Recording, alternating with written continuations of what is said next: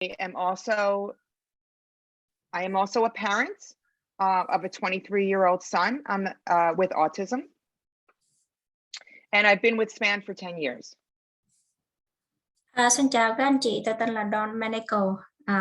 Tôi là một trong những cái người mà dạy những cái khóa tại cái tổ chức SPAN, là cái tổ chức mà đã kết hợp với chị Oanh có nhiều cái buổi training mà trước đây và trong tháng 6 này mình sẽ học đó. Thì tôi đã làm việc với SPAN khoảng 10 năm.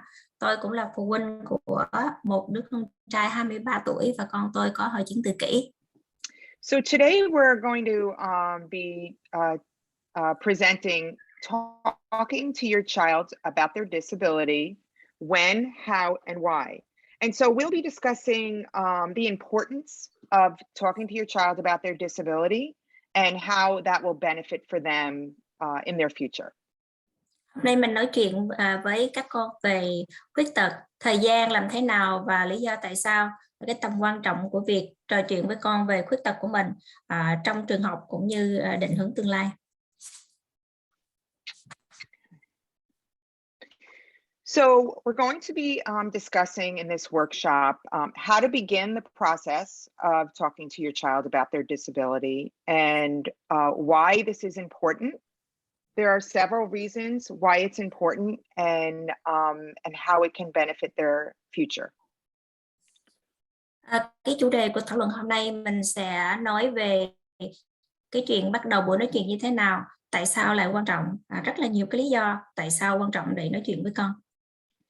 Also, we're going to discuss how this will look when they're in school and how it can improve school outcomes and how this will affect the student in the future, depending on whether the student will go to college or if they'll go into employment. Sẽ nói về như thế nào trong cái thời gian các con đang học tại trường và việc này sẽ ảnh hưởng đến tương lai của con như thế nào. Cái việc ảnh hưởng đến tương lai nó sẽ khác nhau tùy thuộc vào các em đi vào trường đại học hay là các con ra làm việc làm.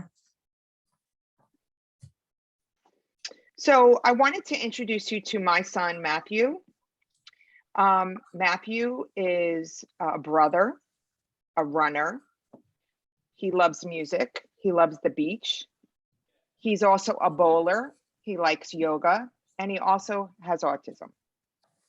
Giới thiệu với các anh chị, con tôi tên là Matthew, con là người chạy bộ, con là một người Anh, con rất là thích biển, thích nhạc, thích là người ném bóng, con thích chơi yoga và con cũng là một người có hội chứng tự kỷ. So he's not just a young man with autism. His life encompasses many things. So when we talk to our child about their disability, we want them to understand who they are and how this can help them to express and describe themselves to others. Thì con tôi không chỉ là đơn thuần là một cá nhân có hội chứng tự kỷ, mà có bao gồm rất là nhiều yếu tố cấu hình lên một cái cá thể là con của tôi. Khi mà mình nói chuyện với con để giúp con nói về cái khuyết tật của mình thì mình phải giúp con làm thế nào để nói cả những cái yếu tố mà con là ai đó.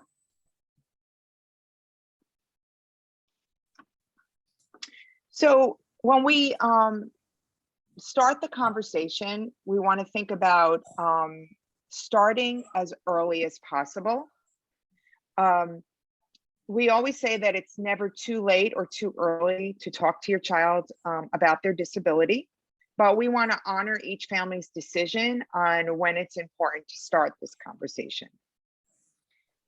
Thì khi nào bắt đầu cuộc nói chuyện với con về khuyết tật của các con, không có bao giờ sớm cũng như không bao giờ trễ khi mà có cuộc hội thoại này. Chúng tôi thực sự rất là tôn trọng cái quyết định của từng cá nhân của gia đình. And the conversation can begin with simply explaining to your child about what their strengths are, what their needs are, what they're good at, what they need extra help in.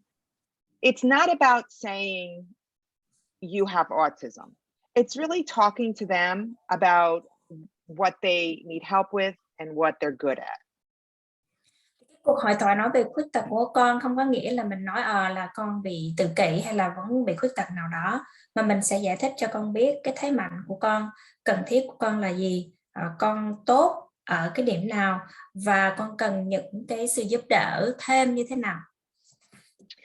We understand that this journey can look different for every family, and that parents can have fear about discussing this with their children. So sometimes the fear could be that fear of them being bullied, fear of them feeling differently. But I'm going to talk about, as we move forward, how to turn that around and make it into a positive.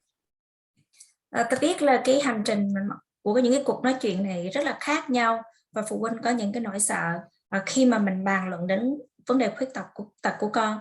Nỗi sợ đó có thể liên quan đến là con mình bị chọc ghẹo chẳng hạn, con mình tại sao mà thấy khác biệt so với những trẻ em khác.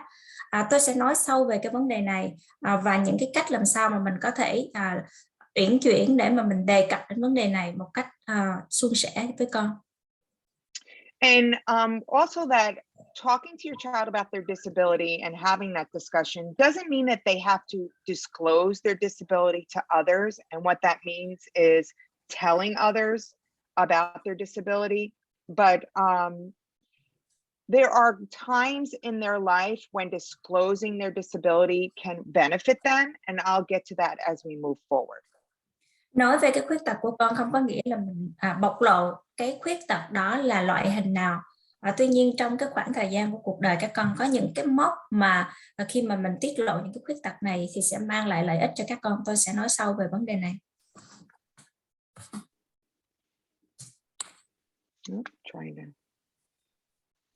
Okay, wait, sorry. There we go. So no one knows your child better than you do. So when to start this discussion is up to you, because you know your child best. But we don't want to wait till the child gets frustrated. You can see by this picture, the child is thinking, why do I have to leave every test? I usually encourage parents to share the diagnosis with their children when they start asking questions. Thì không có ai mà biết rõ con mình bằng ba mẹ hết, cho nên có khi là ba mẹ không có nên phải đợi cho đến lúc con mình thực sự rất là khó khăn và nổi giận thì mình mới chia sẻ những cái chẩn đoán hoặc là những cái khuyết tật của con. Anh chị có thể thấy trong hình đó, thì cái em đó đang làm bài thi và có tự đặt câu hỏi là tại sao mà tôi phải rời khỏi phòng thi để làm bài hoài như vậy. Thì thực sự là đối với tôi khuyên những cái phụ huynh là mình sẽ chia sẻ những cái chẩn đoán liên quan tới khuyết tật cho con của mình khi mà con mình đặt những câu hỏi. So when a student starts commenting on being pulled out of the classroom or getting extra time, why do they get extra time on a test? We usually hear that around 7 or 9 years old is when parents will tell us that their children start getting frustrated or start commenting on that. Thường thì các con khi mà được cho thêm thời gian làm bài tập hoặc là được ra khỏi cái lớp học vào những cái giờ học nhất định đó, phụ huynh hay phản ánh rằng các con khoảng độ tuổi từ 7 đến 9 thì các em bắt đầu hỏi lý do tại sao. Students have a way of turning that around to that there's something wrong with them. Rather than realizing that everybody needs help in something, but for them, these accommodations are what will help them be successful. Thì các con có thể hiểu sai rằng nếu mà con làm bài thi, có thêm thời gian hoặc ra khỏi lớp học, học những cái môn khác thì đó là nghĩa là những cái điều gì đó sai đối với bản thân của mình, chứ con không có thể hiểu sâu sắc là con cần phải có những cái sự hỗ trợ tùy thuộc vào cái khả năng để mà giúp cho con. I had a parent tell me that right around 6th grade, their son was getting a little anxious, and she decided to sit him down and talk to him and tell him that he had autism and that he had trouble in certain areas, and that's why he was getting extra help.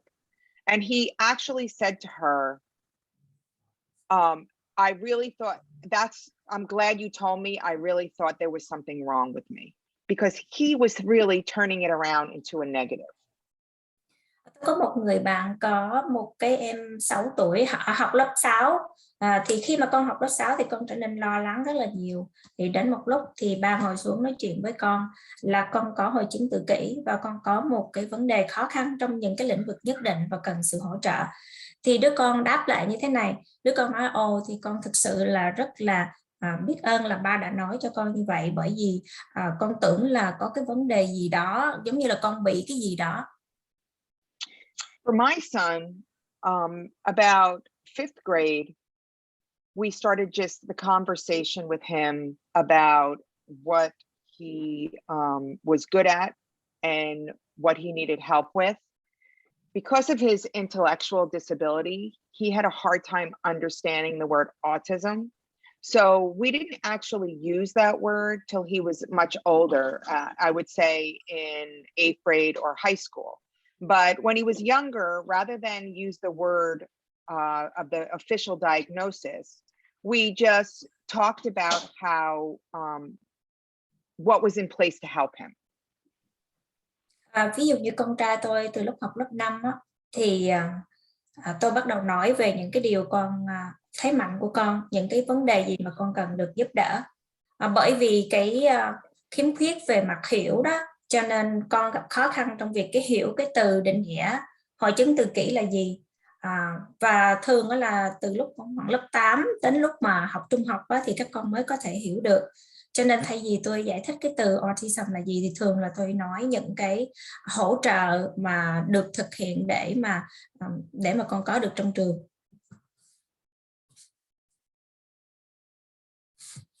So, as I mentioned, we know that families may have concerns about this. Excuse me, Dawn.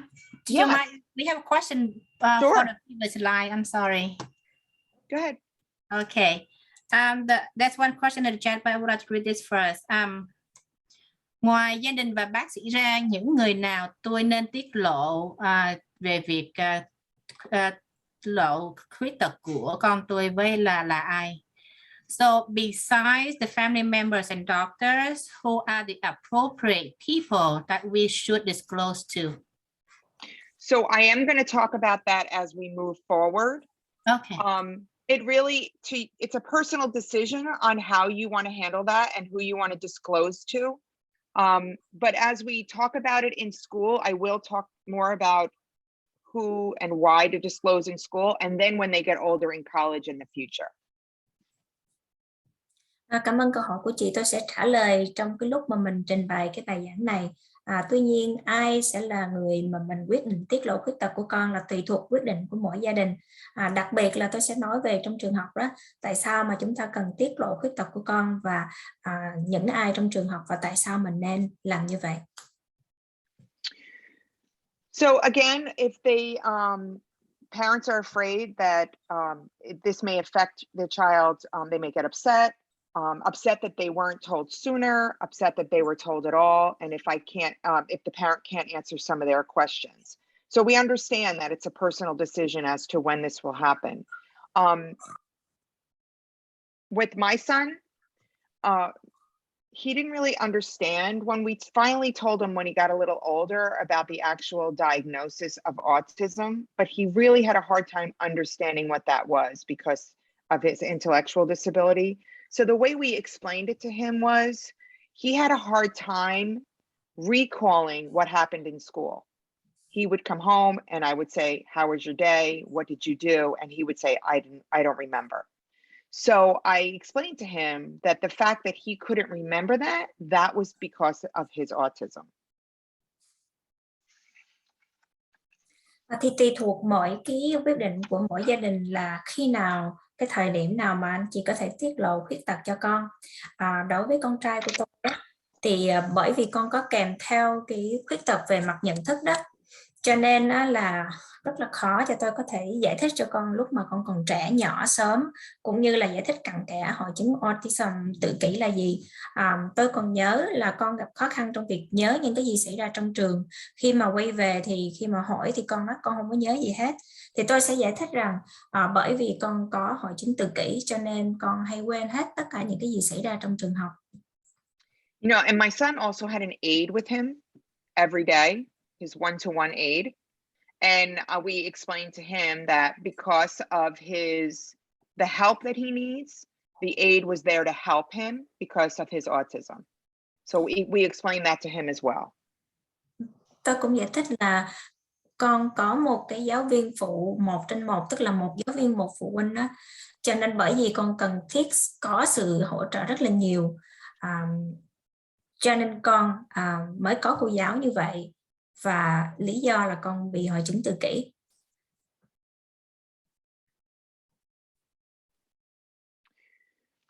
So when we talk to our children about their disability, we're giving them or starting the journey of giving them self-advocacy skills and helping to build towards independence. We as parents, I mean, that's already written on the screen, so is that okay? I'll just move on. Okay. So we as parents need to understand the reality that we're not going to live forever. So the importance of us giving our kids independent skills and self-advocacy skills for them to be more independent as they age. Thì khi mà chúng ta nói chuyện với các con về khuyết tật của mình thì chúng ta cho các con những kỹ năng tự biện hộ và giúp cho các con xây dựng những kỹ năng hướng về việc cái tự lập bản thân. Bởi vì phụ huynh thì mình nên hiểu là mình không có thể sống hoài để hỗ trợ cho các con hoài.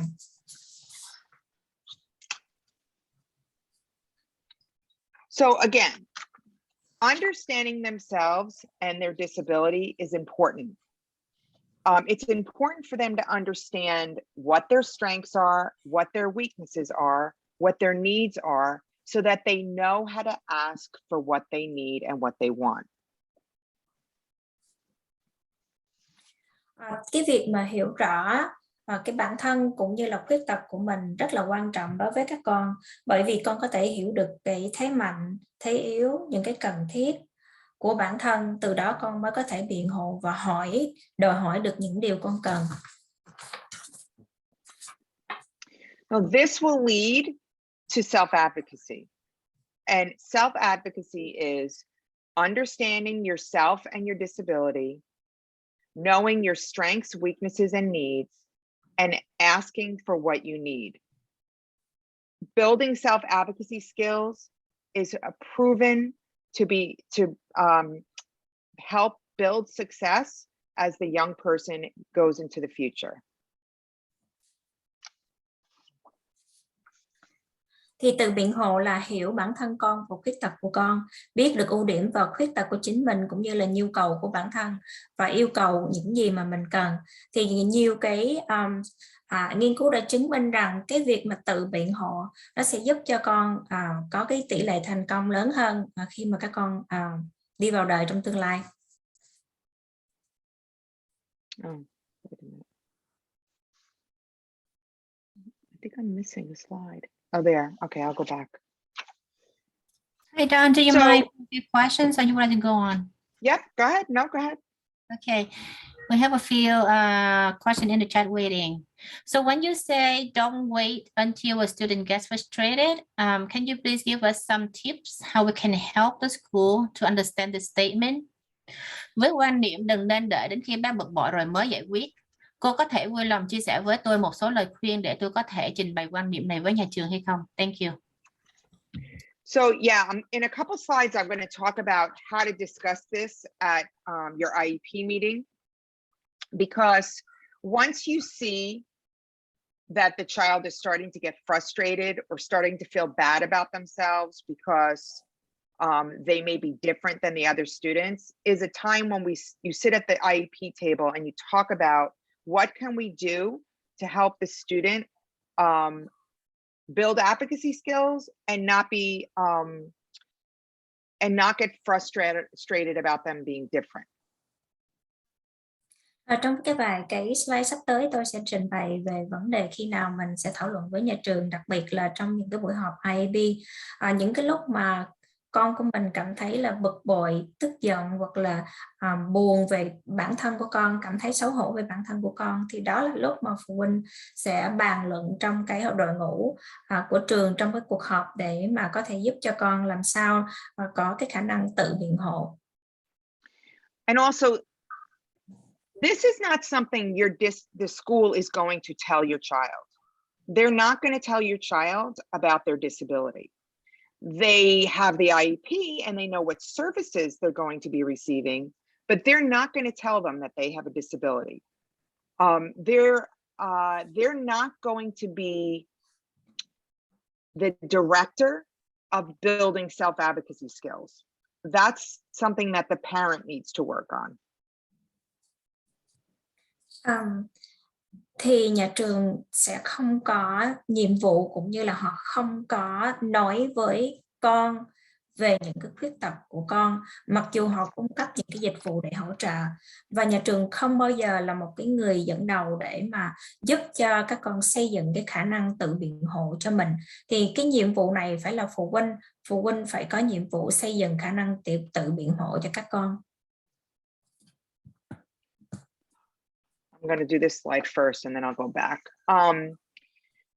There are ways that we as parents and sometimes the school will hinder or hurt the self-advocacy skills and not even realizing it. So when we don't discuss the student's disability with them, we limit open conversations about both the student's strengths as well as their weaknesses. Should I move on since it's already on the slide? It's already on the slide there. I'm reading off the slide, so should I move on? I don't want to pause for you if it's already on the screen. Is that okay? Yeah. Okay. When we deal with the student's problem for them, we don't allow the student to accept responsibility and take ownership. And then we make the majority of decisions for them, and that the student doesn't get the opportunity to think critically. So these are ways that we hurt building self-advocacy and sometimes not even realizing it. Thì có một cái slide mà cũng có dịch ra, chị Quanh có dịch đây sẵn ha, thì có khi là chúng ta không có thảo luận về khuyết tật với các em thì việc này có thể hạn chế việc nói chuyện cởi mở về ưu điểm và khuyết điểm của các em học sinh. Ngoài ra thì đó là một cái vô tình chúng ta có khi lại hạn chế hoặc là mình làm tổn thương cái khả năng tự biện hộ của các con.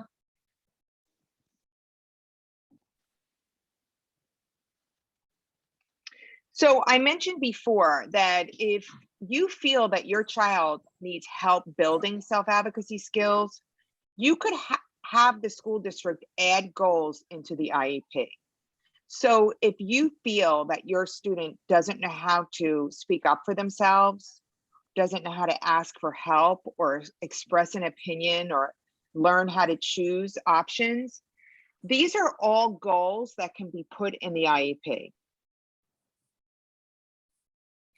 Thì nếu mà anh chị thấy con mình cần xây dựng những kỹ năng tự biện hộ thì mục tiêu này cần phải được đề cập và viết ra trong cái bản học tập IEP. Thì ví dụ như là các con cần phải học nói cái tiếng nói cho bản thân của mình, các con yêu cầu sự giúp đỡ hoặc là diễn đạt sự lựa chọn của bản thân. So I want to make sure that parents understand that they are equal members of the IEP team. So when you sit at that IEP meeting, what you the information you have about your child is extremely important, because as I mentioned, no one knows your child the way you do. So if again, if you feel that there's skills that your child doesn't have, then you should be talking to the district about making sure that there's goals in the IEP to help you with that. Tôi muốn nhấn mạnh là phụ huynh là biết cái vai trò của mình quan trọng cùng ngang bằng tất cả những cái thành viên khác trong cái đội ngũ mà tạo nên kế hoạch học tập cá nhân IEP. Những cái thông tin về con rất là quan trọng, và nếu mà những cái thông tin biết được con mình không có đủ cái khả năng hoặc là những cái kỹ năng biện hộ, thì phụ huynh nên nói ra để mà tạo ra những cái mục tiêu trên cái bảng học tập cá nhân IEP của các con. I'm just going to go back because I skipped. So it's important that your child also understands what accommodations that they have in their IEP and why they are needed. Điều quan trọng là các con phải hiểu tại sao các con có những cái trợ giúp trong trường học và lý do cần có những cái hỗ trợ này. So do they know if they get extra time on a test? Do they know if they are using any type of assistive technology? And why are they using that? Because the more that they understand about their disability and their accommodations, the more self-advocacy they build. Các con có biết mình sẽ được tăng thêm cái thời gian làm bài tập hay không? Có được quyền sử dụng tất cả những cái phương tiện kỹ thuật ở trong trường để có thể làm bài hay không? Và tại sao các con cần phải có những cái hỗ trợ này? Thì cái việc mà càng biết nhiều những cái hỗ trợ và tại sao có những hỗ trợ này sẽ giúp cho con học tốt hơn. Okay. So self-determination is a concept reflecting the belief that all individuals have a right to direct their own lives. When a student has self-advocacy skills, they are considered to be self-determined. Thì sự tự quyết là một cái khái niệm mà tất cả các cá nhân đều có quyền tự định hướng chính cuộc đời mình. Can you say one final sentence that you say? I said when students have strong self-advocacy skills, they are considered to be self-determined. Thank you. Một cái em sinh viên mà có những cái kỹ năng tự biện hộ cho mình rất là mạnh mẽ thì các em đó được coi là có sự tự quyết.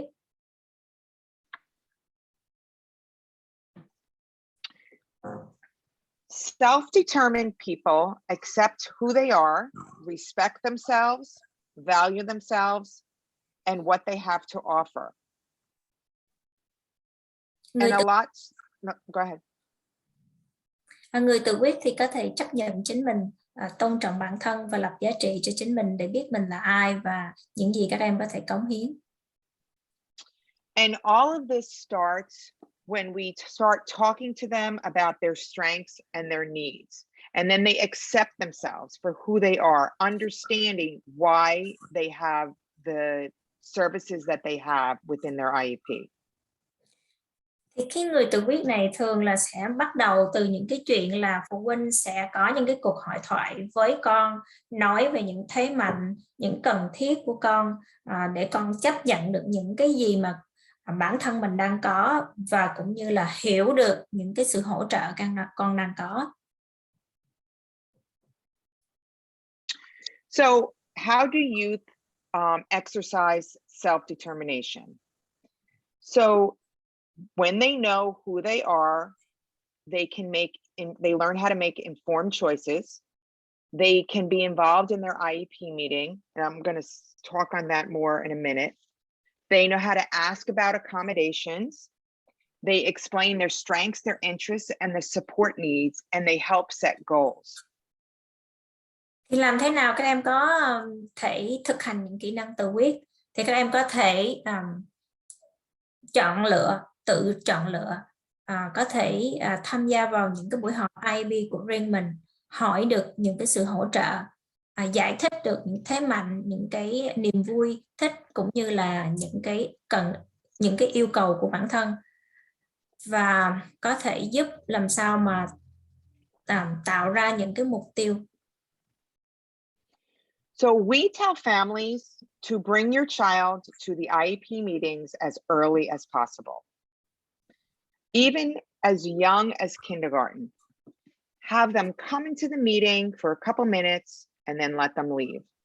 Because it's important for them to know that there's a meeting every year on their behalf. They understand that every year that meeting is for them. And the more they attend it at a young age, the more comfortable they become with those meetings.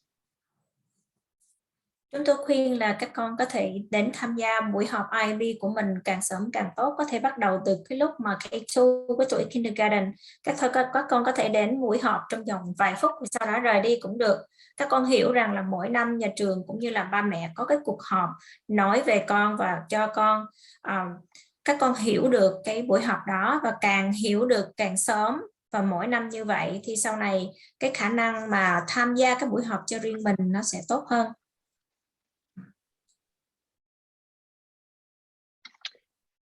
So allowing youth to take risks and make mistakes. This is a concept called dignity of risk. When we allow kids to take risks and make mistakes, of course, within reason, we allow them to learn from their mistakes. Just like us, they have the right to learn from any mistakes that they make. We know when we make a mistake, we learn and we don't do that mistake again. And young people with disabilities have the right or the dignity of risk as well. Yeah, thì cho các em thanh thiếu niên có thể giống như có những cái nguy cơ và có thể mắc sai lầm. Thì cái việc mà mắc sai lầm là có những cái giá trị của nó, cho các em có thể làm những cái điều liều lĩnh và phạm sai lầm và trong cái phạm vi chấp nhận được. Thì mỗi chúng ta đều có thể học hỏi từ những cái sai lầm của mình, và các em cũng có quyền được học từ những cái sai lầm của các em đang có. So as I mentioned, we want our kids to go to IEP meetings as early as possible. Under the law, which is the IDEA, which are federal law, they must be invited to IEP meetings at the age of 14. Once they're there, they can talk about what works for them and what doesn't work for them. And there are many ways that they can be involved. Giống như tôi nói thì phụ huynh có thể đem con mình đến dự cái buổi họp IB càng sớm càng tốt, có thể là lúc con K2, nhưng mà cái luật giáo dục đặc biệt thì quy định là con 14 tuổi thì bắt buộc con có thể tham gia cái buổi họp IB của mình. Trong cái buổi họp đó thì con sẽ trình bày những cái điều gì mà phù hợp hay là không phù hợp với con, và nói chung có nhiều cách để mà các con tham gia trong cái buổi họp. When we involve our students in the IEP meeting and in the decision-making process, they take ownership and they want to succeed. So for example, if we ask the young man here in the picture, how is homework going for you? And he talks about how, it takes him too long, maybe he gets less work. He knows what works for him, and he's talking about how it's going, and we can involve him in the decision making. Ví dụ như là khi mà con tham gia buổi họp IB, con sẽ nói rõ là giống như cái quyền tự chủ của con nói cái gì mà hoạt động hay là không hiệu quả với mình để giúp cho các con có thành công hơn trong việc học. Ví dụ như con nói cái bài tập đó khó, con làm trong thời gian bao lâu mới có thể hết được cái bài tập này, thì từ đó có thể là con sẽ thầy cô giáo bớt bài tập cho con chẳng hạn. We do a lot of work around talking to parents about how not only do we believe young adults should go to their IEP meetings, we believe that young people should run their IEP meetings, because this meeting is about their life and what they're going to do in the future. Now, I do have parents tell me that their students don't like going to these meetings. And again, the earlier we start bringing them to meetings, the more comfortable they get. Chúng tôi thường hay nói với phụ huynh rằng là các con nên phải tham gia vào cái buổi họp IB của bản thân con. Không chỉ tham gia mà còn giống như là con có thể tạo ra những cái, có thể có quyết định những cái điều mà liên quan tới cái buổi họp, bởi vì cái IB này liên quan tới cuộc sống của con. Có nhiều phụ huynh nói là các con có thể không có thích tham gia cái cuộc họp này đâu, thì giống như tôi khuyên đó là mình nếu đem con đến tham gia càng sớm hơn 14 tuổi á, thì càng tham gia sớm thì lúc mà sau này con lớn thì con sẽ cảm thấy thoải mái hơn khi mà tham dự cuộc họp IB. So for my son, we would sit down the night before the IEP meeting and I would talk to him about school. Now, I already told you that he had a hard time recalling. So we would go subject by subject and I would ask him questions. Đối với con trai của tôi á, thì trước cái buổi họp thì thường hay tôi chuẩn bị bằng cách nói chuyện với con về những cái đề tài liên quan đến trường học. Tôi có nói là con rất là hay quên những cái gì trong trường, cho nên tôi sẽ liệt kê từng cái chủ đề khác nhau. Từ đó tôi hỏi những cái câu hỏi liên quan đến từng chủ đề này và để con có cơ hội trả lời. So I would ask him about a subject. So math, tell me 3 things you like about math. And he would tell me and I would write them down. When he got older and he was able to work on a computer, he would type out the 3 things. And then we go on to all the subjects. I would print out that piece of paper and it would be sent to school with him. And when we had the meeting, he would come in and read off that piece of paper. Hồi nhỏ, ví dụ như là tôi hỏi con tôi về môn toán, 3 điều thích nhất trong môn toán là gì thì con liệt kê ra, tôi có thể ghi xuống. Khi lớn lên một chút con biết đánh máy thì tôi hỏi những cái chủ đề khác nhau, những cái điều gì con thích hay không thích cái môn đó thì con sẽ đánh máy. Và tôi sẽ tổng hợp những cái điều con viết xuống ra thành một cái tờ giấy và tôi gửi đến cái đội ngũ nhà trường. Khi con đến tham gia cuộc họp thì con đã có sẵn cái tài liệu viết sẵn rồi, thì con chỉ có đọc thôi. Now, I understand that not every student is capable of reading or writing, but if the student has a device, utilize the device and if it speaks for the child.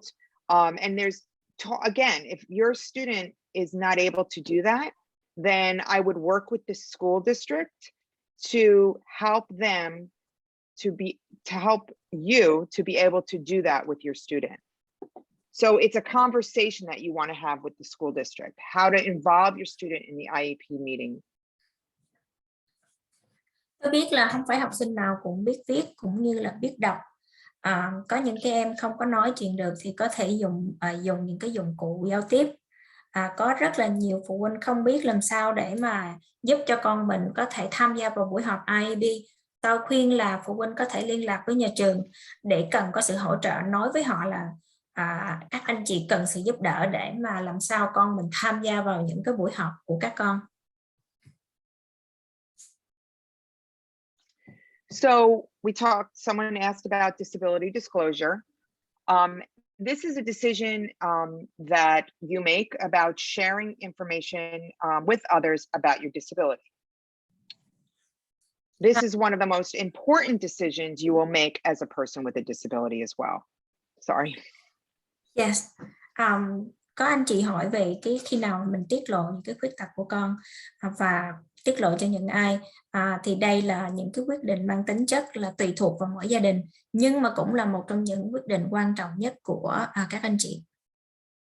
Now, when you decide to disclose your disability, you will receive protections under the Americans with Disability Act.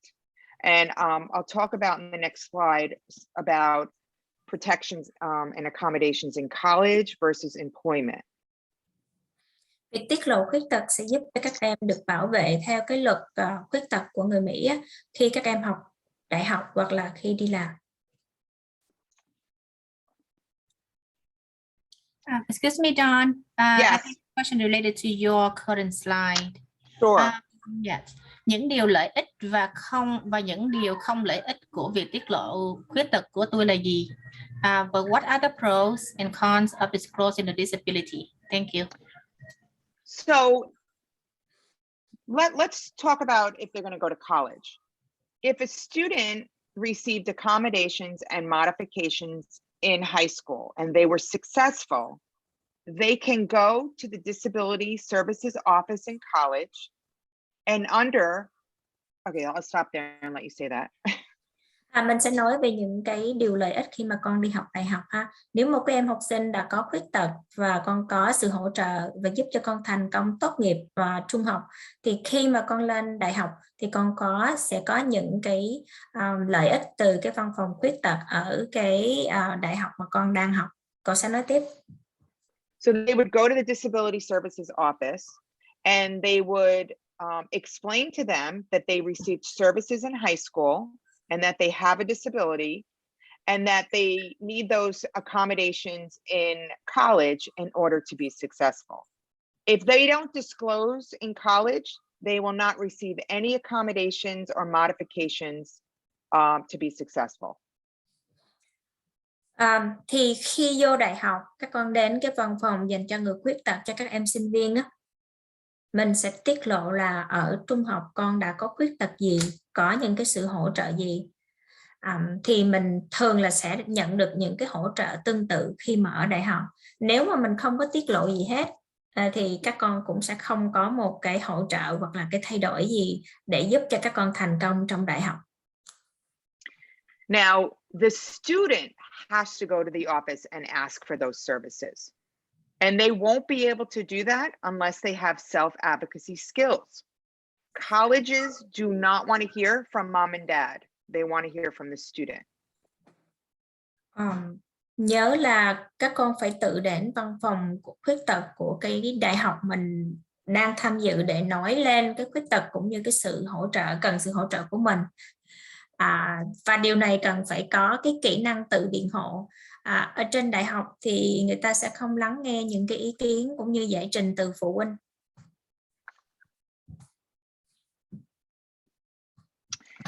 Now, if the student's going to go into employment, then they can also talk to the employer, explain to them about their disability and that they need reasonable accommodations.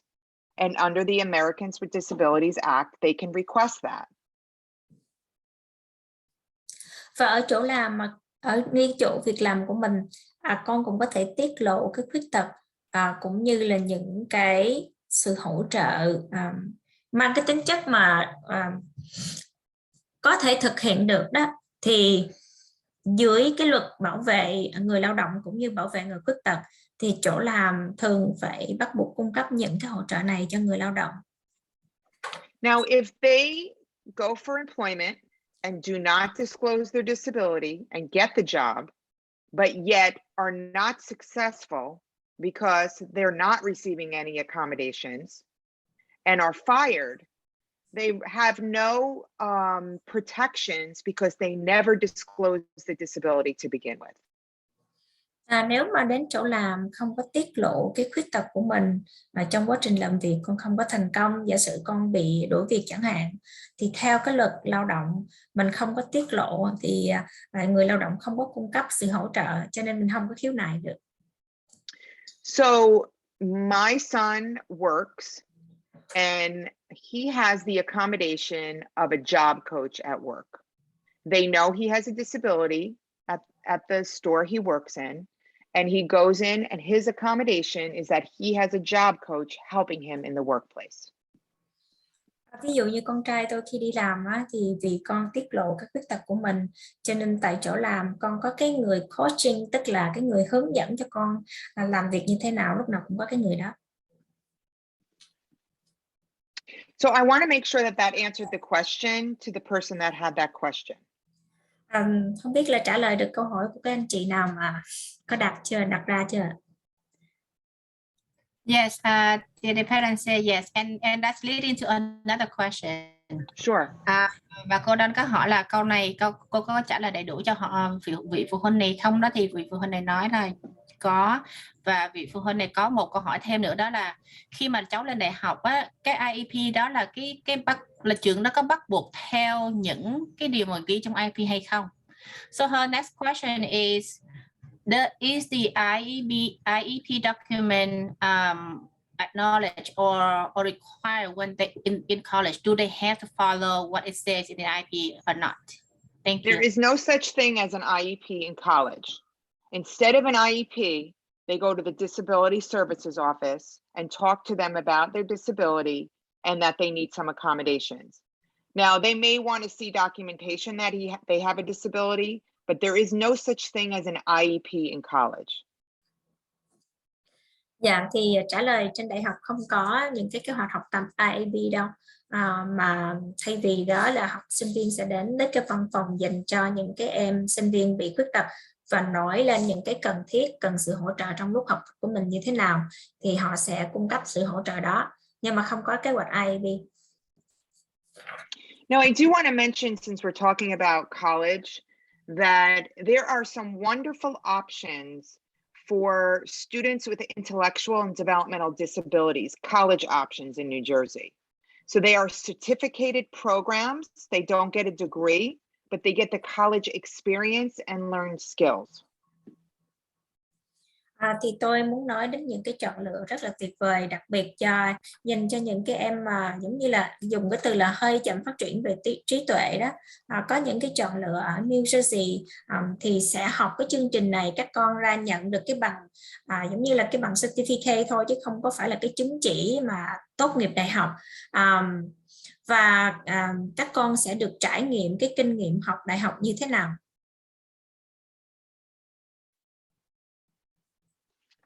So to sum up, I want to express that we need to remember that we have to start early discussing your child's strengths and needs with them.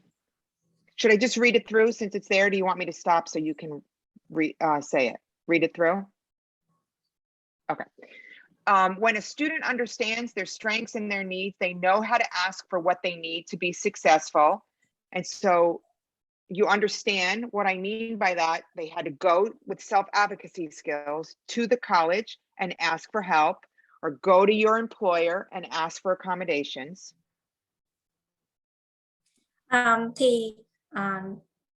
Những điều cần ghi nhớ là nên bắt đầu thảo luận với các con về ưu điểm và nhu cầu của các con càng sớm càng tốt.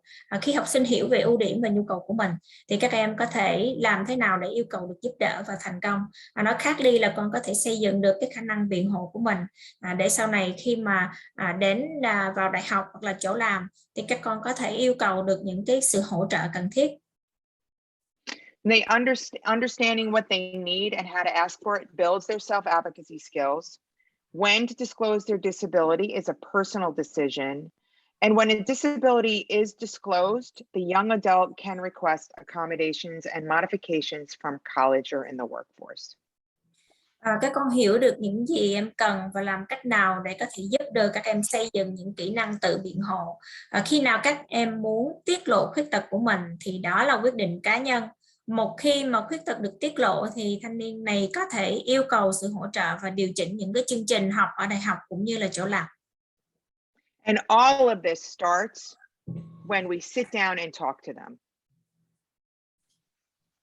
Tất cả những cái điều này nó sẽ bắt đầu khi mà phụ huynh ngồi xuống và nói chuyện với con. I'll take more questions if there are any, but then we have some resources as well.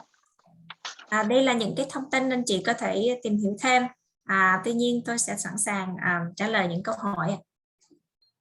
Thank you. Yes, there's one waiting. Và có một câu hỏi của phụ huynh hỏi là con tôi được 22 tuổi. Những kỹ năng tự biện hộ nào mà quan trọng nhất mà con tôi phải cần biết là gì? Vì con tôi không có nhớ những chuyện gì xảy ra trong trường, cho nên bé không có thể kể hay chia sẻ với tôi khi cháu về nhà. So my child is unable to tell me what happened in school. So what are the most critical self-advocacy skills that my 22-year-old child must know? Thank you. So I would say one of the most important things then is for them to be able to tell you if something has happened to them. And I would work every school district has a behaviorist. So I would work with the behaviorist, or I would talk about this at the IEP meeting. How do we get my son able to tell me when something is wrong? So what can we do to improve his communication in that way? So do we use a talker? Do we use some sort of sign language? There's ways for them to work with your child to express when something is wrong or when something has happened. And the parent's not the expert. The schools are the experts in this area. They should be able to work. If you come to them, I know I'm talking a lot. Should I stop? Thì Một trong những cái kỹ năng quan trọng nhất tôi cần thấy là các con cần cái kỹ năng biện hộ cho mình, làm sao có thể nói cho ba mẹ biết những cái gì đã xảy ra với con. Tôi làm việc với nhiều học khu khác nhau và cũng như là tôi thấy trường nào cũng có một cái người chuyên về mặt hành vi á, thì mình sẽ nói chuyện và làm việc với người đó, tức là cái người BCBA hoặc là ABA therapist á. Ngoài ra mình có thể nói trong cái buổi họp IAB của con là làm thế nào để mà con mình có thể cải thiện được cái khả năng giao tiếp, cũng như là nói ra những cái điều gì mà xảy ra với con bằng cách là dùng cái dụng cụ máy nói hoặc là dùng những cái ra dấu á, thì để các con diễn tả được cái tâm trạng của mình. Thì cái lúc này thực ra phụ huynh không có phải là chuyên gia trong cái lĩnh vực dạy con, nhưng mà nhà trường bắt buộc họ sẽ có cách để dạy con. There is a parent raising her hand for the question. Xin mời chị Thoa ạ. Yes, Thoa muốn hỏi là có muốn Thoa hỏi tiếng Anh rồi nói tiếng Việt luôn cho nó tiết kiệm thời gian không? Dạ, Hay là để cho Duyên cảm ơn chị rất nhiều. Yeah, she will be speaking both languages. Thank you. Okay. Dawn, so I have several questions to ask you. After I ask you, I'm gonna speak in Vietnamese, so that way we can save some time, and then you can help answer, and then you can translate. So with my son, I did not know how, and I did not inform him about his IEP, and he found out when he was in 8th grade, looking through his school grade and records and courses. And so he found out he has an IEP, and he was like upset and surprised. And I just kind of, because I feel like if I explained to him, he wouldn't understand. So I just say, yeah, you have, you need some help. I just say it that way. I did not do everything like you informed today. And so since then, he did not want to go to the meeting. And he always like hold grudge, like every time he come home, he would tell me, oh, because I'm autism, that's why I have help. So he just like, he's unhappy, and he's embarrassed that he has IEP. And to this day, he's a sophomore right now. He would come home and say, well, you put me into IEP, that's what you get. So he's making fun of the resource he's getting from speech or the accommodation. And still, I don't know how to explain to him. And so I just wing it and ignore. So my first question is, how do I talk to him about it now? Because his tone is like resentment, like you put me into this, you think I have disability, this is what you get.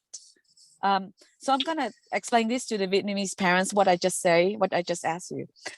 Thì mình có đứa con á, nó bị tự kỷ mà hồi nhỏ mình không biết nói làm sao, tại vì không muốn nó nghĩ là nó bị cái này cái kia, cho nên nó là, với lại cũng không nghĩ là nó sẽ muốn có cái chương trình học đặc biệt, cho nên không bao giờ cho nó biết hết. Tới khi lớp 8 thì nó mở vô cái hồ sơ về lớp học nó, thì nó phát hiện là nó có IEP. Cho nên nó là sau đó thì nó nói, mi bị tự kỷ hả, đứa thầy đứa kia, rồi nó tự nó tìm hiểu, rồi có vẻ như là nó không có vui lắm đó. Cho nên mỗi lần mà nó có dịch vụ làm việc với lại speech hay gì, thì nó về nhà là nó nói, thì tại vì Du nói mi có tật mà, mi bị cái này mà, thì mấy đứa có tật là như vậy đó. Cho nên có vẻ giống như là nó không có vừa lòng, nếu như nó không có vui là mình cho nó cái label đó, nó nghĩ là mình bỏ nó vô cái đó. Thì mình cũng không biết nói làm sao, tại mình cảm thấy như mình càng nói thì mình có thể là giống như là nó hiểu lầm hơn nữa. Cho nên mình cứ im như vậy, và nó không có chịu đi cái cuộc họp. Cho mình hỏi cổ bây giờ có cách nào để mà nói lại để cho nó hiểu, chứ không muốn nó tiếp tục nó nghĩ giống như vậy. Yes. So yeah, can you please help me how I can talk to him now? Well, first off, I want to say, don't beat yourself up over it, because this is not an easy journey. I understand. And I understand that why you may not have done that initially. Just like I said, we're afraid. We don't want them to feel different. We don't want them to, we're afraid of what other kids might say and so on. So I get that. So I don't want you to beat yourself up over it, first off. Thank you. I don't know if she wants to translate that. Yeah. Dạ, cảm ơn chị, cái câu hỏi rất là hay. Đầu tiên tôi muốn nói là chị không nên tự trách mình vì đã không nói với con sớm hơn chẳng hạn, hoặc là cái cách mình chọn lựa là không giải thích với con. Thì tôi hiểu được là phụ huynh có khi là mình cũng có rất là nhiều nỗi sợ, trong đó có cái nỗi sợ là mình sợ con mình bị chọc ghẹo hoặc là khác thường so với những bạn khác. And then I would say, you know, you're telling me this happened in 8th grade, right? And he's a sophomore now. So it's been a couple Yes. years that he's been festering with this. Yes. So I feel like, you know, you could talk to him and talk about how just because he has this doesn't make him bad, or it's just that it gives him extra help. But that being said, maybe it needs a third person to help, like some sort of counseling to help him. You know, whether it's a guidance counselor or somebody at school to talk about that, somebody on the outside. I feel like because it's been going on for 2 or 3 years, it might not be something that he's going to listen to you anymore about. Okay. You know what I'm saying? Yeah. But go ahead. Cái điều tiếp theo tôi muốn khuyên là có thể là cái chuyện mà con phát hiện ra có IEP, biết được khuyết tật của mình cho đến bây giờ thì cũng khoảng vài năm rồi. Thấy là con vẫn có cái thái độ là không có muốn nói đến, và con giận dữ và không có vui lòng, không có thích. Thì có vẻ là khi mà mẹ càng giải thích, mẹ nói, bé sẽ không nghe lời mẹ nữa, mà cần phải có một cái người thứ ba, ví dụ như là cái người tư vấn về mặt tâm lý, có thể trình bày và nói chuyện với con. And the other thing is that maybe to talk to him about, I don't know if he's going to stay in school till 18 or 21. Is he going to graduate at 18? And if that's the case, he only has 2 more years left. So understanding why you have this IEP and why you need this extra help will only help him in whatever he wants to do after school. So you know what? At this point, this is your life. What do you want to do now? Because this is giving you a little extra help. And if you embrace that, it can help you in the future. Thì bây giờ con 16 tuổi rồi, không biết là con sẽ tốt nghiệp 18 hay là 21, có nghĩa là con chỉ còn khoảng 2 cho đến 5 năm nữa mà này con không có còn học ở trung học nữa. Thì mình giải thích với con những cái dịch vụ ở trong trường thực ra người ta chỉ giúp đỡ một cách ít ỏi và hạn chế, và nếu mà con muốn tận dụng cái đó thì con có thể giúp cho con trong tương lai. Bây giờ là cuộc sống của con, nếu mà con muốn tốt hơn thì con có thể sử dụng dịch vụ, còn nếu mà con không muốn thì cũng là tùy ý của con, có nghĩa là cái cuộc sống này là của con có quyền quyết định. Thank you, Dawn. That's You're welcome. Sorry, I have like 1 or 2 more questions. Thank you so Sure. much. Wow, that's really good. Good advice. I'm going to try that. So my next question, 1 or 2 questions is that, so you know, he applied for work, and you know, when he applied for work, I told him not to disclose that you have autism or any disability. And so his recent job is a lifeguard at a pool, and so he did not disclose. And then I guess he was under supervision, so they still observe him. So he is anxious, and he doesn't speak up, and so he could not do certain tasks. And so the supervisor warned him, and you know, he just could not explain, and so he decided to resign himself. So I feel bad. Like, I feel like, should we have disclosed to the supervisor? And so is it okay if we disclose, not when we apply, but disclose it after we working? So that is my question. I'm gonna say this in Vietnamese too. Thì cái câu hỏi tiếp theo mình muốn hỏi đó là khi mà đi làm á, thì cổ nói mình nên cho biết á, thì mình á, là mình sợ khi mà nộp đơn xin việc làm mà mình cho biết trước á, thì người ta sẽ không nhận, và cho nên đó là mình không có tiết lộ cái đó. Và mình muốn hỏi cổ là một khi mà đi làm được làm rồi thì mình tiết lộ lúc đó được không, mình có phạm lỗi gì hay không? So the reason why I did not tell my son to disclose when he's applying, because I'm concerned that he might not get hired. So right. I thought, you know, and I have wait. heard that from families. I have heard that if they disclose, they won't get the job. Now, yes, a lifeguard is job. So I would probably think that they might not have hired him if he had disclosed, because they might not have understood the disability. Now, that being said, he could have said, because what was it about the job that made him anxious? So sometimes when we see that in a young adult, they're already answering their own question that maybe that's not the appropriate job for them. Do you know what I mean? Like, he was anxious for some reason. So maybe that wasn't the right job for him to begin with. Yeah. So is he violating for not disclosing on the application? No, it's his decision on whether he wants to disclose or not. And then do you think it's okay once this is for future, in case he have another job, so he know what Does to she do? want to translate first before we continue? Oh, okay. I don't know. Thì mình hỏi cổ đó là khi mà mình xin làm rồi sau đó mình đi làm rồi mình mới tiết lộ lúc đó thì mình có phạm lỗi gì hay không? Tại vì trong tương lai sẽ đi làm lại đó, cho mình muốn biết là như vậy. Và một khi được việc làm rồi thì mình tiết lộ thì có được không?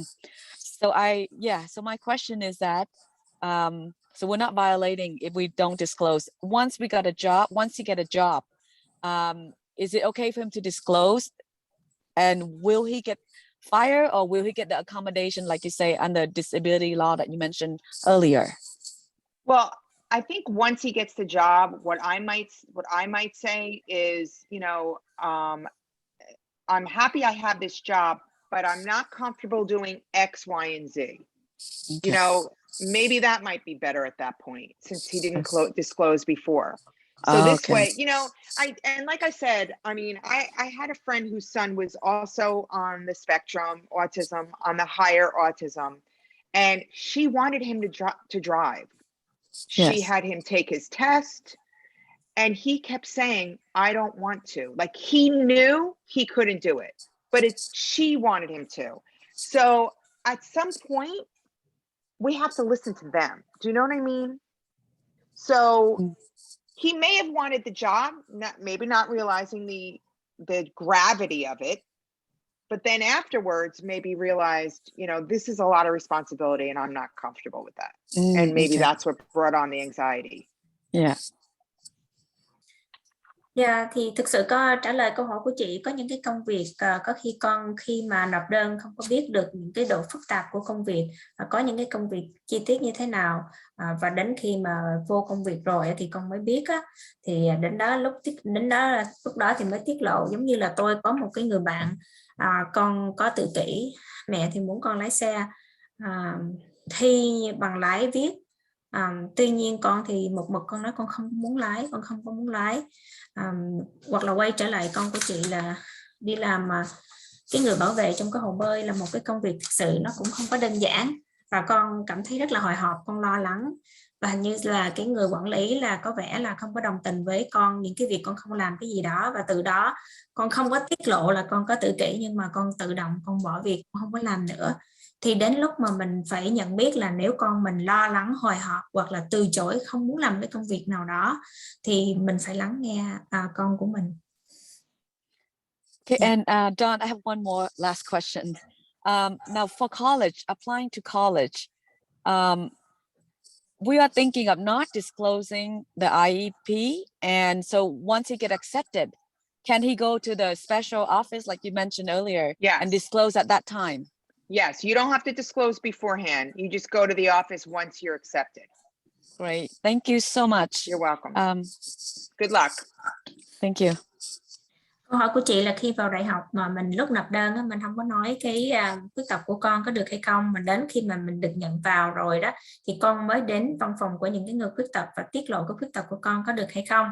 Câu trả lời là được, là khi mà mình apply vô học đại học thì không có bắt buộc phải tiết lộ khuyết tật của con, và hoàn toàn có thể làm giống như chị nói ạ. Cảm ơn chị. Again, thank you, Toy, and thank you, Dawn. We have last two questions, unless more coming in. Since we're talking about college right now, I will go with this question first. Tại bây giờ mình đang nói chuyện về đại học, cho nên em muốn đọc câu hỏi này trước. khi mình lên đại học, làm thế nào tôi có thể giúp con tôi tìm được sự hỗ trợ tài chính hoặc tiền học bổng? So in college, like what about financial aid or other funding assistance that we can seek for? Thank you. So, I mean, every college has, you know, a financial department to apply for loans. And are they talking about for children with intellectual and developmental disabilities, or Yes, for the special from what needs I area. understand, and I'm not an expert in that area, but from what I understand, they would have to apply for financial aid and loans just like every other student. Tôi không có chuyên khoa về cái chuyện là tìm những cái nguồn hỗ trợ tài chính cho các con đi học ở đại học.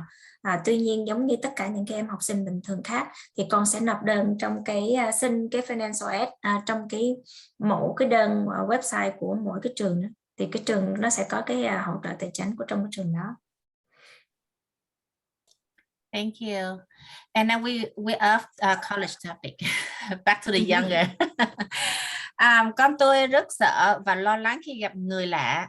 Cô có thể đề xuất vài cách làm thế nào để chuẩn bị cho con tôi để tham dự cuộc họp IEP một cách có ý nghĩa và hiệu quả nhất?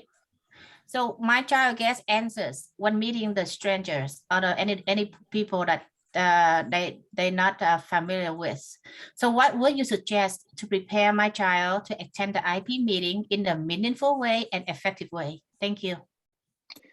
So the child gets anxious when they meet people they're not familiar with.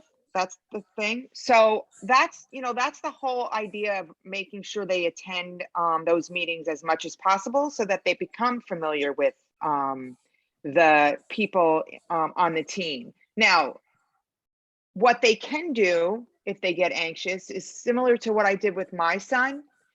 Prepare beforehand and then just read from a piece of paper. So you're not, you know, we're not worrying about eye contact. We're not worrying about talking directly to someone.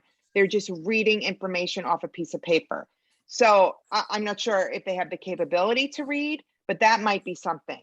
But also, you need to talk to the case manager to work on ways to help him with that. You know, what can the school do to help with his anxiety?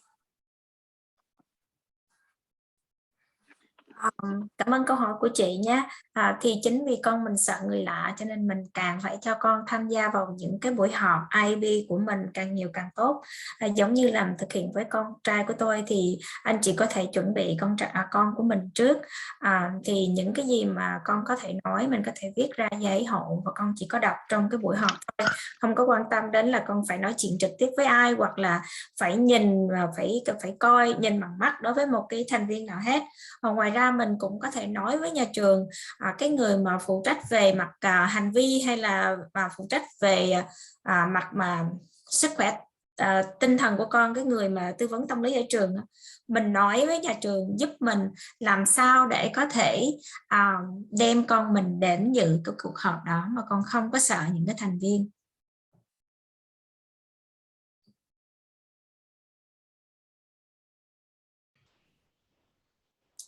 Thank you again. Anh chị nào có câu hỏi gì nữa không chị ạ? I'm just asking the audience to see if they have any other questions. Xin mời chị Vân. Yeah, I have a question. Hi, Dawn. My name is Van Nguyen. I have several questions actually. So now that the meetings are on Zoom, how would that work if I'm unable to be there to kind of like help my son attend his IEP meeting? And and I have another son who's nonverbal. He's very, go ahead, sorry. No, I was just going to say the meetings are your IEP meetings are on Zoom is what you're saying, right? Right. It says that it's on Zoom now for Boston. So you're at home and the student's in school? Is that what you're saying? Right, correct. So the student would have to attend with the school on that side, which I know that stinks. Then I would have to talk to the school district. Go ahead. Yeah. No, I'm saying I want to say that he doesn't initiate, he doesn't advocate for himself. He's very shy with non-family members. So that would be hard for him to kind of like, everything is fine. We'll ask him. Yeah, I mean, that's tough. And I would talk to the school and figure out ways with the school. Is there anybody at school that he's comfortable with? Because whoever that is, I would request that they sit with him during that meeting. Even if it's not one of the teachers, even if it's like a counselor or a coach, I would try to get whoever he's comfortable with him so that he could participate comfortably. Oh, okay. And I think that's a great idea about asking him câu the hỏi của night chị. before. Sorry, Dạ, câu hỏi của sorry. chị, I just translate very quick. Câu hỏi của chị là con tôi hiện tại là họp qua Zoom á, mà con ở trường ở nhà thì không biết là làm sao tôi có thể giúp cho con tham gia cuộc họp trong khi con rất là mắc cỡ, và nếu mà không có cái người quen ở trong lớp thì con có thể khó mà tham gia cuộc họp được. Lời khuyên là thực ra nó hơi khó. Chị có thể liên lạc với thầy cô trong trường hay bất cứ người nào trong trường, hỏi là cái người nào mà con cảm thấy quen và cảm thấy thoải mái bên người đó và có thể giúp cho con tham gia cái cuộc họp qua Zoom hay không, thì cái đó thì nhà trường có thể giúp chị ạ.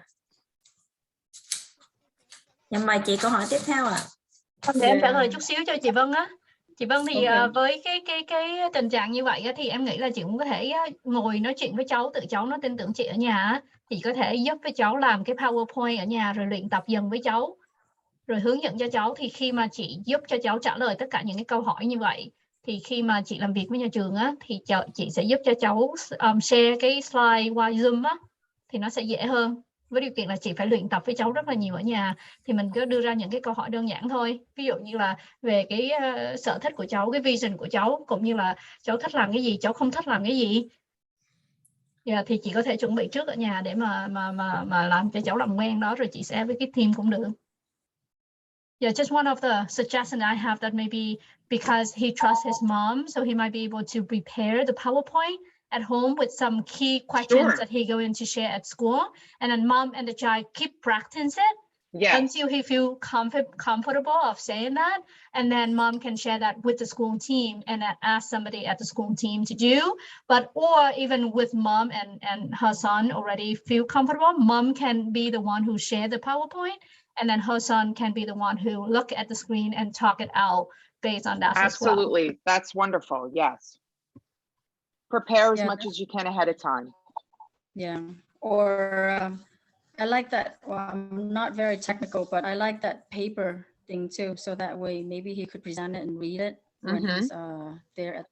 But I feel like Boston isn't really very keen on inviting the youth, because they have like a timeline that they want to get everybody meet and then kind of like go. So the only meeting that he went to was last year when they had like Zoom classes.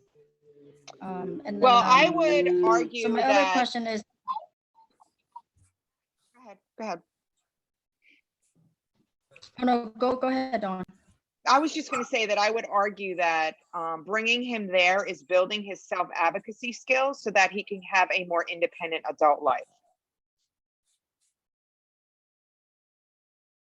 And the other question is, my other son is nonverbal. He's very low functioning. So he's only using like the Go Talk. I mean, I don't think he can participate, to tell the truth. I mean, he's, I think it's very hard for him to engage in meeting. What do you think? Like, should I still try? Well, to I mean, have that's him up do to the you. You know him better. But is there a way for him to communicate with you to tell you what works and what doesn't work in school? No, he It's, can't. It may not work for everyone. It's up to you and what works best for, your child better than anyone else. Okay, thank you. Thank you. Câu hỏi của chị Vân là tôi có một con trai thì không có nói chuyện được, và con cũng hơi là chỉ dùng những cái dụng cụ nói Go Talk rất là đơn giản thôi, không có biết được nói những cái điều gì mà hiệu quả hay không hiệu quả cho con, thì tôi có nên mang con đến cái cuộc họp IEP hay không? Câu trả lời là thực sự là tùy thuộc vào quyết định của chị, thì chị hiểu con mình nhiều nhất thì có nên hay không mang vào cái buổi họp này. Còn cái phần kia là cái em trai kia của con của chị thì và nói là có vẻ là trường Boston á, chị Vân nói trường Boston thì không có khuyến khích lắm cái việc là cho con trẻ tham gia vào buổi họp IB, bởi vì thầy cô giáo có vẻ thường hạn chế thời gian và muốn xong cái công việc của họ mà thôi. Lời khuyên là tôi khuyên là chị nên có một cái sự nói chuyện đúng với nhà trường, là khuyến khích cho con tham gia vào buổi họp IB của mình. Đó là cách để mà con có thể xây dựng cái khả năng biện hộ để sau này nó tốt hơn cho cái cuộc sống mà sau này con đã tốt nghiệp ở trường. Okay, just 2 more questions, Dawn. Kind of quick, I think. The ADA that you mentioned earlier, is that, I know it's a disability, like, is that something that we should speak to them before going to college, or a trade school? Yeah, so it's the law that protects people with disabilities in after school. So yeah, they should understand that the Americans with Disabilities Act will protect them, and if they disclose, they can request accommodations at college or in the workplace. Chị Vân có nói về cái luật mà bảo vệ người khuyết tật khi mà họ đến học đại học hoặc là đến chỗ làm á, thì đây là cái luật bảo vệ cho người khuyết tật. Nếu mà mình công bố cái khuyết tật thì lúc đó mình có quyền, cá thể đó có quyền đòi hỏi những cái sự hỗ trợ và được bảo vệ dưới những cái luật này. So ADA would work with the college, or yes, I would have college. Oh, they would work. Okay. And then my other last question, thank you, is how did you explain to your son about his disability, or how should I go about doing that? Because I think mine, the older one, knows about special education being a negative thing, but I don't think he knows the word, like spectrum or the ASD. Just curious. So I in the beginning, I told him that, because he has some weaknesses or needs, that he needs extra help in school. And that's why he had the aid, and that's why he maybe was pulled out for speech therapy. And then as he got older, we used the word autism and just told him that's what it's called. That's why you have a hard time recalling things that happen in school. That's why sometimes your memory isn't good. But when he was younger, we just said, everybody's good at something, and everybody needs extra help at different things. And you need help in these areas. And then as he aged, but, I have to say, he didn't truly understand it when we told him about autism. He didn't fully grasp it, but he knew that, he needed extra help. Chị Vân có câu hỏi là làm cách nào mình có thể giải thích được với con mình cái khuyết tật của con, đặc biệt là ví dụ như khuyết tật tự kỷ chẳng hạn. Đối với con của chị thì con có những cái suy nghĩ tiêu cực khi mà con có kế hoạch học tập cá nhân IEP. Thì câu trả lời của Dawn như thế này. Bản thân của tôi từ nhỏ thì tôi đã giải thích cho con mình là có những cái điểm yếu như thế nào, con cần sự giúp đỡ ra sao, và tôi giải thích là mỗi người ai cũng vậy, đều cần phải được giúp đỡ trong cái lĩnh vực nào đó. Chính vì vậy thì con mới có thể có hỗ trợ trong trường là ABA, hoặc là có người dạy nói ở trong trường. Khi mà lớn lên á, chút thì tôi bắt đầu giải thích về cái khái niệm tự kỷ cho con mình. Con không có hiểu hết hoàn toàn đâu, tuy nhiên con biết được là vì tự kỷ cho nên con không có nhớ rõ những cái gì xảy ra trong trường, hoặc là con gặp những cái vấn đề mà cần phải có sự hỗ trợ. Thank you, Dawn. And chị Thoa, hình như chị còn một câu hỏi đó phải không? Xin mời chị Thoa. Yes, thank you. So, Dawn, we talk about disclosing work and school. What about family members and cousins? Because our family, we have been like not close, not living close by them, but now that we see them more, his cousin and his aunt and uncle, I haven't disclosed to them because I feel like, because my son is high function, and I did not want them to see my son different, or the cousin to talk about it or to judge. I want the cousin to play with him normally, like with any other cousin. So, but you mentioned earlier that we don't live with them forever. So right now I'm thinking I want the family to know and the cousin to know so they can support him. Right.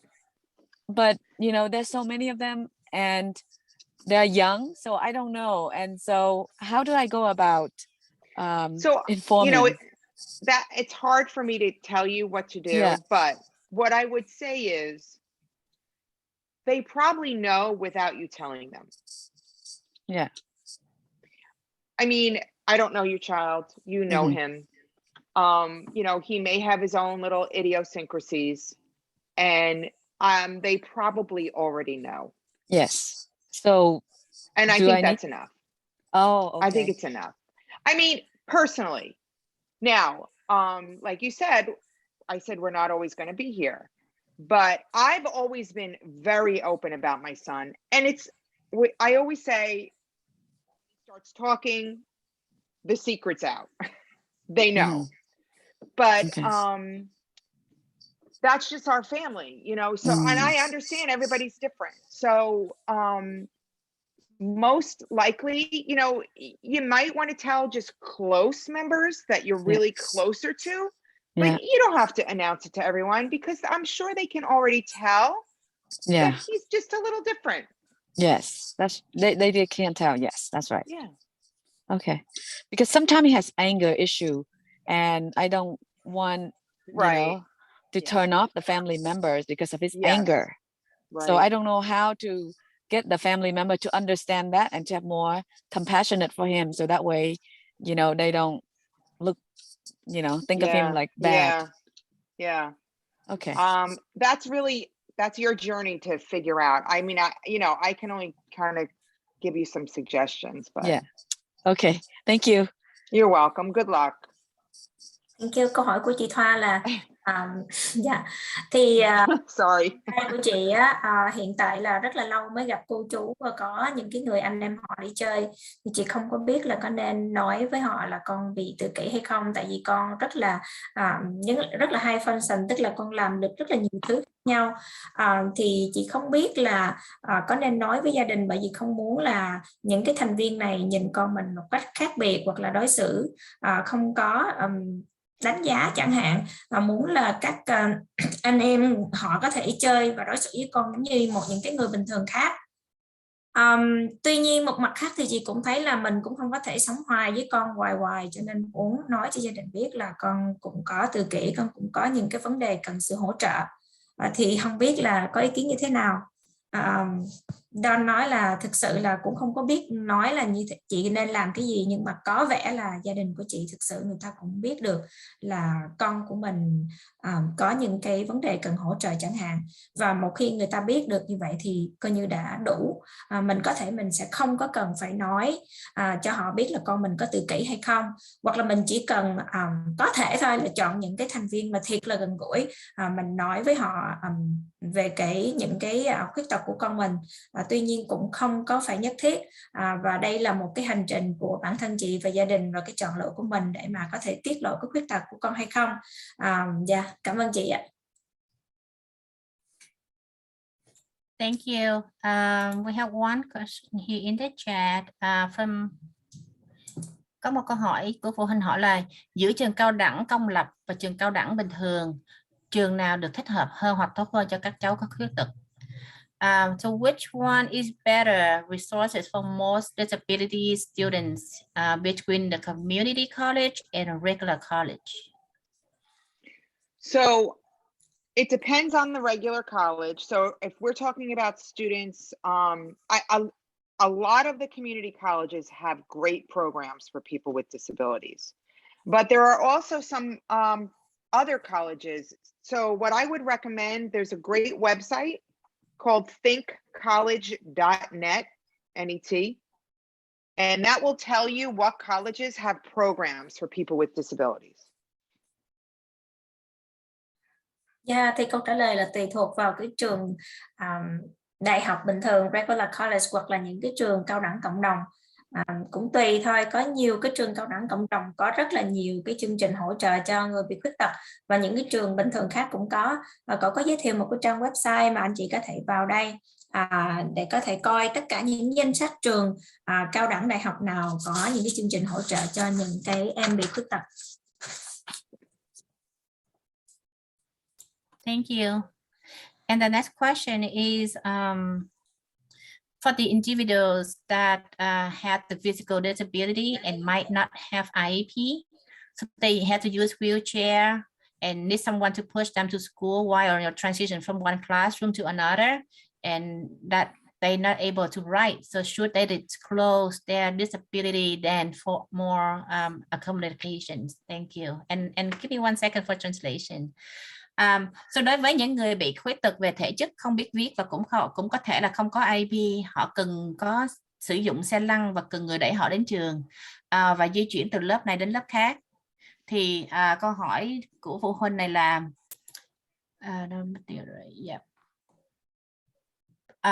họ có nên tiết lộ ra về cái sự khuyết tật của họ để có thể thêm sự hỗ trợ trong trường hay không? Thank you. So if someone has a physical disability, but they don't have an intellectual disability, so they should have what's called a 504 accommodations. So what that will do is give them accommodations and some modifications, but they don't get specialized instruction like special education. Now, I do believe that one of our workshops will talk a little bit more about that, but what they would get is what's called a 504 plan.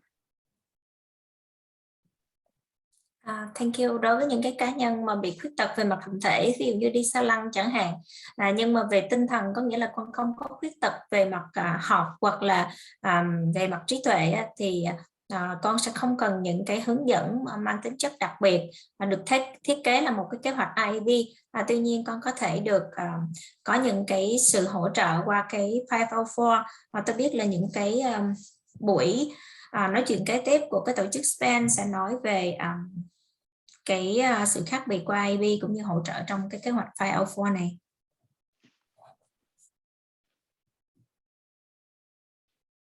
Thank you. And there's another question in here. So khi mà mình tiết lộ về cái sự khuyết tật của mình, rồi có một cá nhân sợ tiết lộ về khuyết tật vì sợ rằng là bé sẽ bị ăn hiếp hoặc kỳ thị. Cô có đề nghị gì cho em này giúp em vượt qua nỗi sợ này? So for those who are afraid of disclosing their disability for fear that he or she will be bullied or looked down on, any suggestion of helping this individual to overcome this fear? Thank you. So they don't have to disclose their disability while they're still in school. It's just important for them to understand their disability and what their needs are. As far as overcoming the fear, sometimes that requires talking to a counselor and getting some extra help on that. Các con không có cần phải tiết lộ những cái khuyết tật của mình là bị tự kỷ hay bất cứ cái gì khi mà con đang học. Các con chỉ cần hiểu những cái khuyết tật đó và hiểu những cái dịch vụ mà đang nhận trong trường. Để mà vượt qua những cái nỗi sợ là bị đánh giá hay bị chọc ghẹo gì đó, cái cách tốt nhất là có thể giúp cái người counselor, người tư vấn về mặt tâm lý, có thể nói chuyện với con. And thank you so much. And that's a question asking about a website. I think one posted at thinkcollege.net. Yes, that's what it is. Và chị Oanh có để một cái website của cái nơi mà hồi nãy cô Dawn có đề nghị tới đó. Anh chị nhìn trong chat là có ha. Cảm ơn chị Vân đã hỏi cô đó ha. Anh chị Hoa cũng hỏi chưa? Yeah. Rồi anh chị nào còn câu hỏi nào khác nữa không? Any more questions coming up? We have many questions today. Yeah, I do. So for disclosing the disability, the autism, like, can you give me some example when to disclose and when to not? I mean, I asked you for my personal already, but just from your experience, when do you see people disclose and, you know, like the pro and con, like someone mentioned earlier? You know, it's hard to say. I can really only tell you like that benefit of disclosing when you need accommodations or modifications. I mean, you know, in your daily life, are you going to disclose it to like somebody you meet in a store or somebody, you know, that's really up to you and how you want to talk to someone. But as far as college and employment, there are benefits to disclosing, and then some people feel that they don't want to disclose because maybe they won't get the job, like we mentioned. So I can't really talk about like in your personal life whether you can do it or not, or whether you should do it or not. But I can tell you in work and in college the benefits of it, because you get protected under the Americans with Disabilities Act. Okay.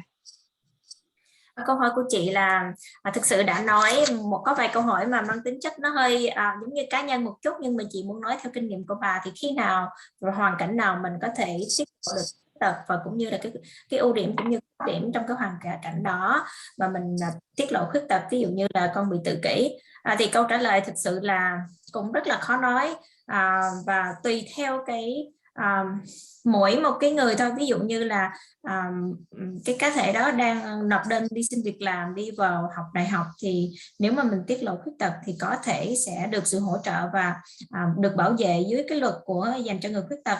Tuy nhiên những cái tình huống khác, ví dụ như là mình đi vào trong cái store chẳng hạn, mình đi mua hàng, hay là có những cái tình huống bình thường cuộc sống hàng ngày, không có nhất thiết mình phải tiết lộ khuyết tật của con. Hoặc là ví dụ như khi mình đi gặp bác sĩ thì có thể là mình cũng cần phải tiết lộ cái khuyết tật để giúp cho bác sĩ chẳng hạn.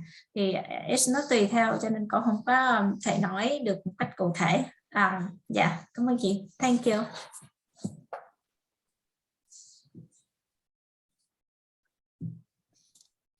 I don't see any more question coming in the chat or direct chat.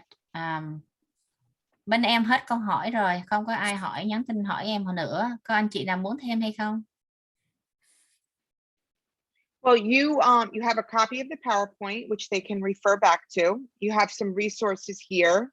And certainly, if there's more questions, all of the presenters in the following weeks are very versed in all of these topics, so they can always, bring them up then. Anh chị có những cái tài liệu trong cái PowerPoint này, những cái đường dẫn để có thêm những cái nguồn tài nguyên khác, và trong những cái lần training sắp tới, những cái người mà giới thiệu cũng có rất là kiến thức rất là rộng về cái lĩnh vực khuyết tật, cho nên anh chị có thể hỏi em cái lúc nào. Well, thank you for having me. Dạ, cảm ơn rất là nhiều đã cho tôi đến nói chuyện hôm nay. Excuse me, Dawn. There's one quick question just jumped in. Sure. I'm sorry. Regarding the question about like which school there is a better one, like the standard school, or a public school, a community school or public school. The clarification is she meant from the 9 to 12 grade. Oh, instead of, you mean not college? Yes. Well, give me one second, please. Sorry. Là cái câu hỏi mà phụ huynh hỏi về cái trường công lập và cái trường của bình thường, trường nào thích hợp hơn hoặc tốt hơn á, thì cô có nói rõ là ý của họ là cho những bé mà học lớp từ 9 lên tới lớp 12. Yeah, thank you. So I guess my question would be, are you referring to when you say a special school or a public school? Community-based school and the standard regular school. So when you say community-based, do you mean like, a special education community school? I mean, there's no right or wrong school. The first and foremost should always be the school in your community, the public school in your community, because your child has the right to be educated with their peers in their community. But if that school is not meeting your child's needs, then you would look to go what we call out of district. Thì thực sự câu trả lời không có cái trường nào sai hay là đúng ở đây, mà là cái trường đầu tiên bắt đầu cho con mình mà có giáo dục đặc biệt, cái trường công ngay cái khu mình ở, để con mình có thể tiếp xúc và học với tất cả những cái trẻ cùng trang lứa trong cái khu mình ở. Và nếu cái trường đó không có đáp ứng và không có đầy đủ điều kiện để mà dạy cho con theo cái nhu cầu của con, thì có thể con phải được học ở những cái trường khác mà nó có ngoài học khu. Now, when we talk about different schools, that can be discussed. I know that they're doing a workshop on the IEP process. I don't know if that was already done, But, you know, those are discussions that you have with the IEP team, whether your child's needs are being met in the program or not. Thì không biết là hình như là mình đã nói về cái việc mà mình yêu cầu đánh giá rồi họp IEP rồi có những cái dịch vụ cho con mình hỗ trợ trong trường, thì mình đã nói hình như cái tuần đầu tiên á, thì việc con mình sắp xếp đúng cái trường hay không á thì là cái nguyện vọng cũng như là ý kiến của phụ huynh cần có được bàn luận trong cái buổi IEP, buổi họp IEP. Thank you. And there's a question here regarding the finance tuition in college. Và câu hỏi kế tiếp là khuyết tật, những cháu có khuyết tật học đại học có cần phải trả tiền học hay không? So the question is, you know, for the people who have disability, do they have to pay the college Yes. tuition? Yeah. And all the colleges are different, but you don't get a discount because you have a disability. Dạ, thì cái câu trả lời là khi mình vô đại học thì mỗi cái trường nó sẽ có cái học phí khác nhau đó. Tuy nhiên không có vì cái khuyết tật mà các con được giảm học phí so với bạn khác, không phải vậy. And there's a question about the IEP should be changing when kids grow up. Và câu hỏi kế tiếp là cái IEP nó sẽ được thay đổi theo cái chiều hướng bé được phát triển trong mỗi năm khi bé càng lớn lên. Thank you. Every 3 years, the child gets reevaluated to determine what services need to change or stay in place. But every year you meet with the team to change the IEP. Now, if everything's working out great, then some things might not change, but you meet every year for the following year to determine what should be in the IEP. And then every 3 years, the child gets reevaluated. But go ahead, that's all. Yeah, mỗi một năm có cái cuộc họp IEP thì sẽ đương nhiên những cái gì mà có hiệu quả hay không hiệu quả và có những điều tốt thì dừng lại, có những cái điều mà cần cải thiện thì sẽ được thay đổi trong cái IEP. Và mỗi 3 năm thì nhà trường sẽ đánh giá lại cái sức học cũng như là cái khả năng của con để mà có những cái dịch vụ phù hợp với cái đánh giá đó. Thank you. And the next question, I'm a little confused about this question, but I'll try my best to translate. Tại sao trường đại học không nên nói chuyện với nhà trường là mình có tật để họ giúp đỡ thêm? So when we go to college, why don't we want to disclose our disability to get more communications? So why wouldn't you want to? Is that what you're saying? That's what the question, yeah. I think you should, so that you get accommodations. That's a personal decision, but if you don't disclose, you're not going to get accommodations. Bản thân tôi thì thấy nếu mà con có khuyết tật thì khi mà lên đại học thì nên tiết lộ khuyết tật của con để có cần cái sự hỗ trợ trong trường đại học. Tuy nhiên nếu mà anh chị quyết định không tiết lộ thì đó là quyền quyết định của anh chị, nhưng mà con sẽ không có sự hỗ trợ khi mà con học đại học. And the following question from the same parent. But then which college is the best college for the best college in the state or the US? I'm not sure. Và câu hỏi kế tiếp là nhưng trường nào để cho con mình vào trường đại học tốt nhất? Theo em hiểu, nếu không làm là anh phụ huynh này hỏi là trường đại học là tốt nhất để mình nên đưa con mình đi học, phải không ạ? Nếu mà em nói sai thì làm ơn lên tiếng giùm nha, anh chị nào đó. So I think I got it, and I got it right. So which college? So I can't really tell you which one is the best and which one is the worst. You know, you'd have to really do what all students do when they want to go to college and see the programs, find out what your students' needs are, and go see programs and determine what's best for them. Tôi không thể nói được cái trường nào thực sự tốt hoặc là cái trường đó không quá tốt, nhưng mà tùy theo con của anh chị thì giống như những em khác thôi, mình sẽ tham gia quan trường coi những cái chương trình trong trường đó, có những cái chương trình cụ thể nào và phù hợp với cái cần thiết hoặc cái ham thích của con hay không, thì lúc đó mình sẽ quyết định học trường đó. When we're talking about the 3-year reevaluations, so we're still able to change the visions for our kids. I mean, yearly meeting with the team, or when it's No, every year. Every year you meet to revise the IEP. Thì cái viễn ảnh mà mình đặt ra cho con mình có thể thay đổi mỗi năm khi mà họp với trường, có cái họp IEP, chứ không có phải đợi cho đến sự đánh giá 3 năm thì mình mới có thay đổi cái viễn ảnh dành cho con. Và câu hỏi em muốn hỏi là cái viễn ảnh này là tự mình cha mẹ viết hay là mình phải một đội ngũ viết chung? So the following up question is, for the vision statement, is it written by the parent only, or is it by the whole team? Which statement? The vision statement. So they'll ask the parent to write up their concerns, but every teacher will write something about what's going on that year with the student. So every year the parent can write parental concerns, and within that, if they want to write some visions, that's fine. And then the teacher will write up what's going on in that subject.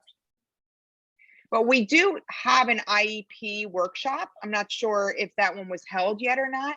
And they really will go into all that details. Cảm ơn câu hỏi của anh chị. Thì cái từ mà viễn ảnh đó thì sẽ được viết thường là mỗi năm ba mẹ viết những cái lo lắng của mình cũng như là viễn ảnh của con.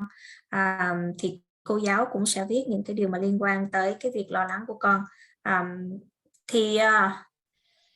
Chúng tôi có một cái workshop mà nói chuyên về cái IEP rất là chi tiết trong cái phần này, thì anh chị không biết là sẽ tham gia cái phần đó hoặc là coi lại cái phần đó nha. That's all I get so far. Thank you so much. Thank you. Thank you, Dawn. I think we already did the IEP workshop. Oh, okay. Yeah, I think we did that. I think there's going to be the second half is coming up though. Yeah. Well, thank you for having me. As I